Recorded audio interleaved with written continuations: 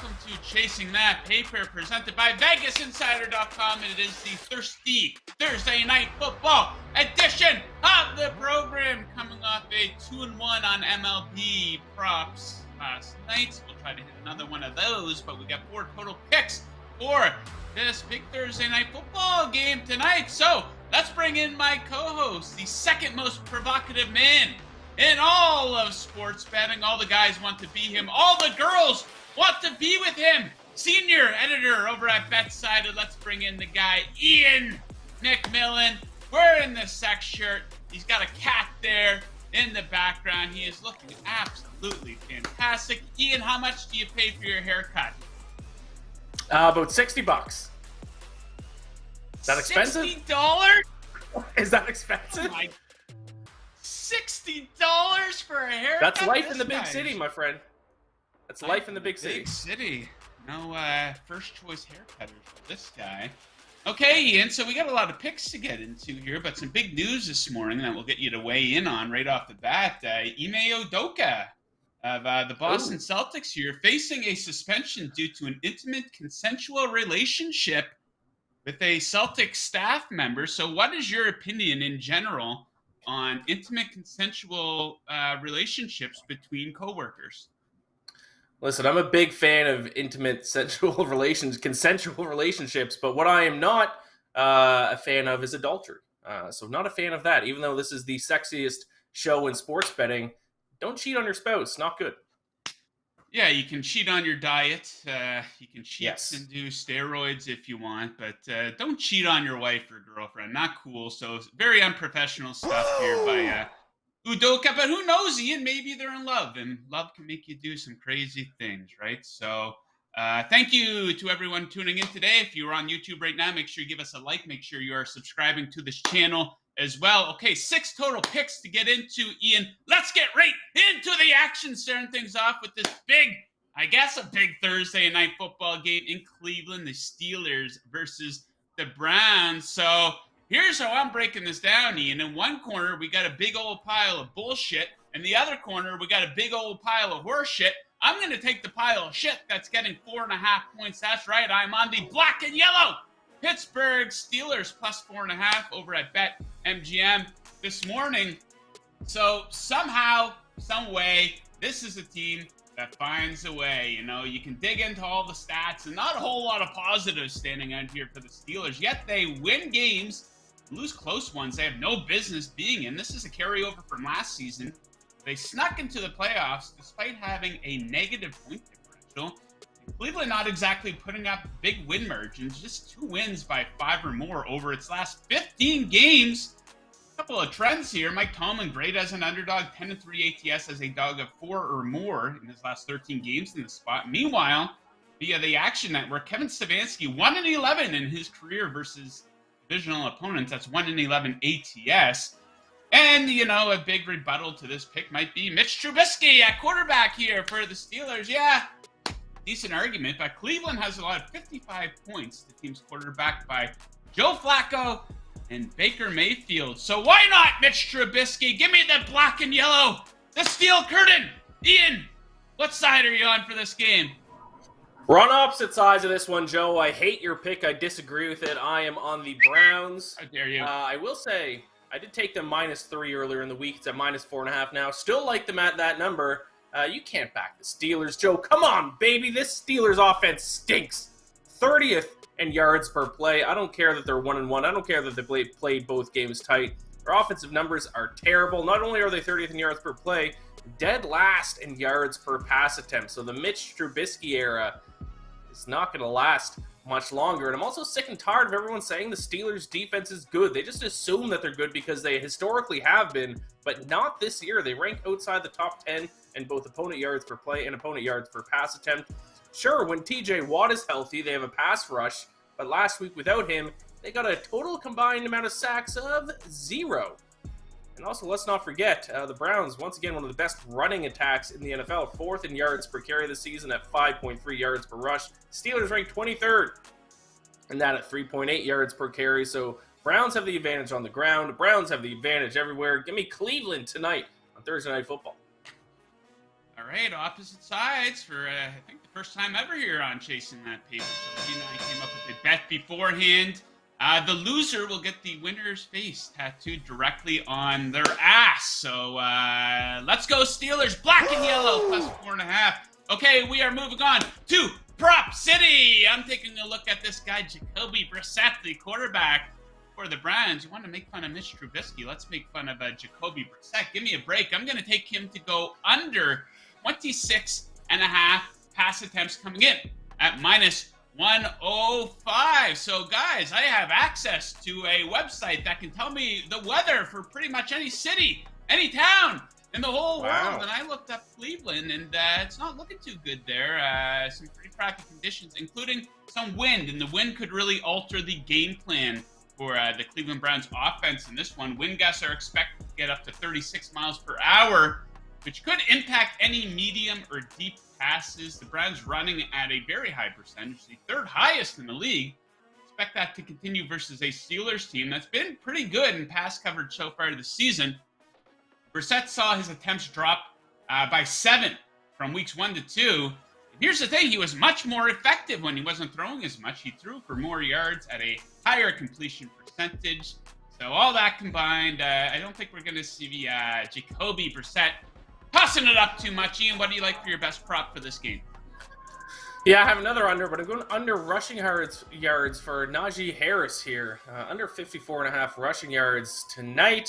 I saw someone tweet that Najee Harris has broken only 2 tackles this season. Pro Football Reference says that he's broken 0 tackles. So I don't know who's right, but whatever the case may be, that is concerning. Unless you have a top-tier offensive line, and they do not, you need to be breaking tackles. Speaking of the run blocking, it is not good. PFF ranks them at well below average in run block success rate. They ranked 23rd in yards per carry this season. They ranked 28th in that stat last year, dead last in 2020, 30th in 2019, 24th in 2018. I could go on and on, but the point is, the Steelers' offensive line has not been built to run block effectively for years, and this season is no different. And now they have to face one of the better run defenses in the NFL. Heading into tonight's game, the Browns rank 8th in the NFL in opponent yards per carry, allowing only an average of 3.8. Not good news for the Steelers. Give me Najee Harris under 54.5 rushing yards tonight. All right, from the football field to the baseball diamond, and of course, Chasing That Paper is your home for walk props for random pitchers. And tonight we will target Ranger Suarez of the Philadelphia Phillies. A little juicy here, minus 165 for him to go over his walk total of 1.5, but the juice is absolutely worth the squeeze on this one. So he's topped 1.5 walks in 7 of his last 8 starts. One of the highest walk rates in all of Major League Baseball. So check this out. He has the 3rd highest walk rate in Major League Baseball among starters with at least 140 innings pitched. That puts him behind Dylan Cease and stunning Dane Dunning, by the way. And he's faced the Braves 4 times this season. He has 10 walks in those 4 games. Atlanta with the 10th highest walk rate over the last month versus lefties. Ranger Suarez over 1.5 walks. Ian, what are you looking at for your best bet for Major League Baseball? Got an underdog tonight. I'm going to fade the bunch of bums that call themselves the New York Yankees. Give me the Boston Red Sox plus 125 tonight. Their offense has been pretty decent. That's right. Their offense has been pretty decent in the month of September. 7th in the majors in OPS since September 1st. Only slightly below the Yankees. So yeah, their offense has been pretty decent, and they're going to take on Jameson Taillon tonight, who has struggled against the Red Sox already this season. 3 starts against them in 2022, ERA of 5.00. Not to mention he has been complete trash lately. He's allowed at least 3 earned runs in 2 straight starts, and he's allowed at least 3 earned runs in 6 of his last 9 starts.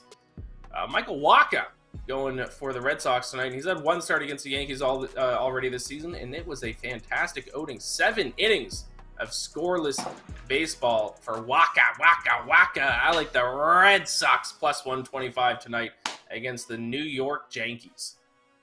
Michael Wacha. Those Yankees fans, I tell you, they're going all crazy because of the Aaron Judge home run chase, if you want to call it that. And good for Aaron Judge. You know, I'm cheering for the guy, but going absolutely crazy at Yankee Stadium. They're in for a massive, massive letdown when they lose in 4 games to the Tampa Bay Rays here.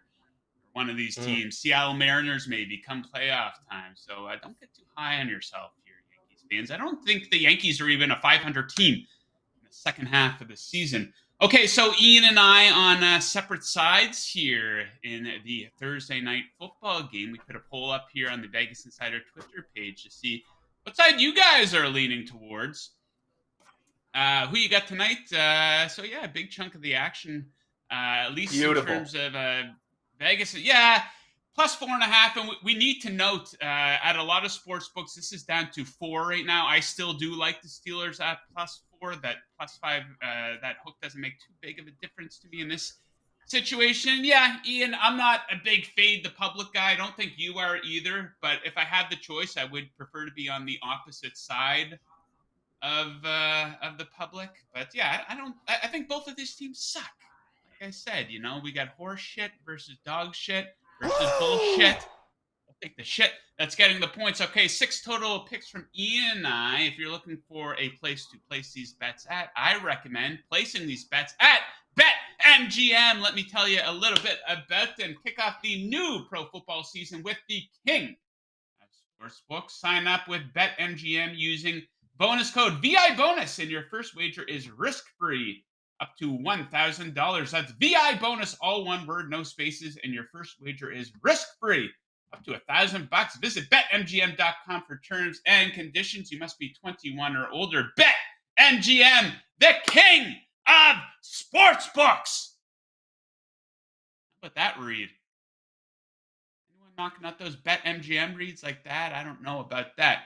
Okay, Ian, let's have a little fun here. Let's play a little game of Would You Rather. I'm going to put you on the spot. You can give a long answer if you like. You can give a short answer if you like. So we're going to focus on the NFL. I got 4 of these for you. So let's get right into it here. So one of the premier matchups here in week 3 of the NFL season, we have Green Bay taking on Tampa Bay. So my question for you is, who would you rather have as a QB for the rest of the season and playoffs, Tom Brady or Aaron Rodgers?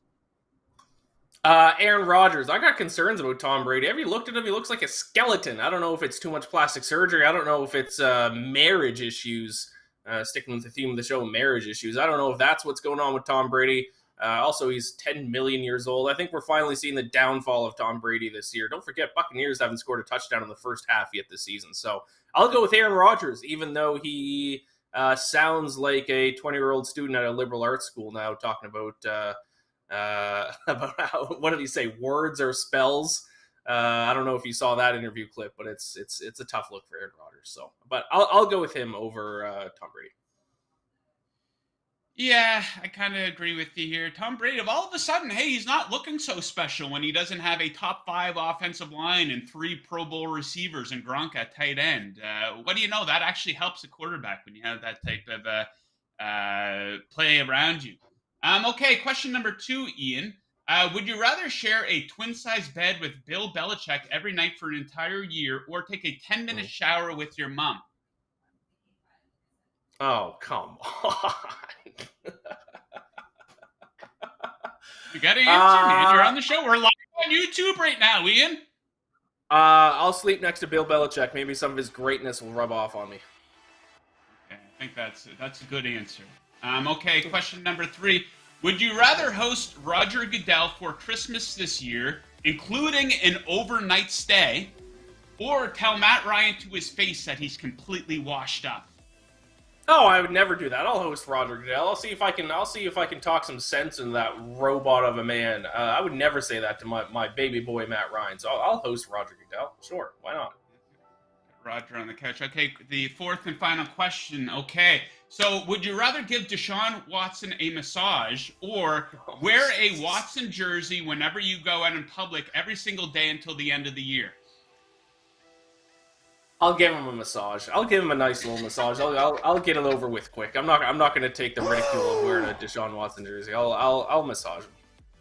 Yeah, walking around with the Deshaun Watson jersey, that's a pretty good way to get ostracized within the community or get the living shit beat out of you possibly on Might a just get subway. beat up, to be Whereas honest. in New York, so yeah, I'd probably have to swallow my pride and give Watson the massage to ask him to sign some sort of waiver beforehand, possibly though. So speaking of jerseys, Ian, I'm not really a big jersey guy. I haven't bought a jersey in a very long time. But the thing is, I've wanted to buy a Miami Dolphins jersey for the longest time, but they haven't had a player who is worthy of buying a jersey for. Yeah, Xavier Howard, one of the best corners. I'm not going to buy a jersey for a cornerback outside of like a Deion Sanders. And I'm very scarred by my jersey buying experience. And I'll show you why, especially for the Miami Dolphins. I didn't even take the tags off this, so check this out. Number 8 on the Dolphins. Can you guess who this is yes. for? Fucking Dante Culpepper. I bought Unreal. this. What a fucking disgrace, right? That's the Nick Saban Dante Culpepper. He blames it on the team doctor for not signing Drew Brees. But man, I'm a member of Tua Fever. I'm one of his biggest defenders out there. I'm very close to possibly buying a Tua jersey. Now, I don't think they're going to beat the Bills this week, but if they can pull it off, I'm buying a Tua throwback. So what is your opinion in general on wearing another man's name on your back? Are you a big jersey guy? I'm not a huge jersey guy. Generally, my rule is to just get a normal plain jersey without a name on the back of it. That's a little bit tougher in football because the number is both on the back and the front. So I don't really know what you do in that situation. You just put on maybe your favorite number or something. I will say I broke my own rule, though. I was in Toronto a month or so ago, and I bought a Bo Bichette jersey, and I didn't remember my own rule until I was in line to buy the jersey. I was like, oh, yeah, right, I'm not supposed to get another guy's name on the back of this shirt, but it was too late. So I broke my own rule recently. But especially now that we're getting older, Joe, it feels weird to have a younger man's name on the back of the shirt that you're wearing. So generally, my rule is to just get no name on the back and just get a jersey by itself. Yeah, I'm older than most of these guys now, which feels weird to say. Right. Like all the guys now in pro sports that are older on the team, they're right around my age, or I might even be older than some of these guys. And these guys are considered like, look at this washed up motherfucker. Like aside from Tom Brady, of course. So yeah, maybe I'm weird about it, but wearing another man's name on my back, I got to be very selective about that. Okay, so enough jersey talk. If you love what we do here at Vegas Insider, you're going to want to check out the brand new Vegas Insider app. We've got up-to-date, easy-to-navigate odds for every major sport. We have all the latest shows, best bet videos, and podcasts, props, trends, and futures, and news, all on the Vegas Insider app. Download the Vegas Insider app right now on Apple and Android. Bet better with the Vegas Insider app. Woo! Fired up about the Vegas Insider app. I hope you have that on your phone, Ian. Oh, of course. Indeed. Oh, of course. He's lying through his teeth. I know when Ian's lying. Look how dilated his pupils are. Well, that's probably because of something he took prior to going on the show here. Oh, look at him. He's on something, I can tell. All right, so let's get into the viewer pick segment of the program. Picks from the CTP crew. Quite a response here this morning from our viewers there. So Chase Kitty, hope I'm pronouncing that right. Georgia State is 0-3 and just lost at home to Charlotte. Charlotte, that lost to William and Mary. That Charlotte. Coastal Carolina 3-0 has been a big name the last couple of years in college football. Tonight, they go to Georgia State, the line. Coastal -2.5. Smelly, he's on the Panthers. +2.5. What do you think of the Panthers here tonight, Ian? I know you're going to be watching this one. Well, my coworker Reed Wallach, who's a big college football guy, is on Georgia State as well. So I'm going to trust his opinion. So I will tail him. I will tail this pick as well. Give me the Panthers. Yeah, big shout out to Reed Wallace. I hope you're watching, Reed. Free shout out. Okay, we know this guy, Tommy Freeze Pops. Give him a follow on Twitter. I think we're in agreement here. Give me the Texans double result, money line, and ATS at Chicago. What the odds are on that? Should look into it, though. I think Davis Mills is criminally underrated. I think the Texans have shown me over the last calendar year that they're the better team than Chicago. Bears victory in week 1 was a fluke. They lose if there isn't a monsoon. Yeah, so I tend to agree with Tommy there. I don't necessarily agree that Davis Mills is criminally underrated, but 2 dog shit teams. The Texans are at least keeping things close. So, yeah, I took them at +3 earlier in the week. Ian, are you on the Bears in this one? I'm on the Texans here. Bears, one of the worst run defenses in the NFL through the first 2 weeks. So I think Dameon Pierce might get going for the Texans. Here we go. Get him in those DFS lineups. Next up, Big Bobby Bull. What a name. Give this guy a follow. Cincy, over 24.5 points. That's the Cincinnati Bengals, which feels square. I don't get the love for the Jets defense. This has been the worst D in the NFL under Saleh. Bengals played 2 top 5 Ds. Don't know about that in the NFL. And people are acting like Burrow can't play QB anymore because of Parsons and Watt have been in his face for 120 minutes of football. So, yeah, I don't necessarily disagree that Cincinnati bounces back here. They got to get the ball out quicker. I think that they should be able to devise a game plan over 6 days to do that. Now, I don't agree with this comment that they played 2 top 5 defenses. That said, I do think the Cowboys defense might emerge as maybe a top 10 unit this season. Ian, what are your thoughts on the Bengals? You think they can finally bounce back here in week 3? Yeah, I'm on the Bengals. I was on them in week 1 and week 2 and lost both, so I'm just going to die on the hill of the Bengals. But I agree with you, Joe. Calling the Steelers a top 5 defense, I mean, they quite literally are not. So I don't agree with that. But, yeah, I do like the Bengals this week. I think they finally start to get things right. Sure. Okay, last one here. Alex G.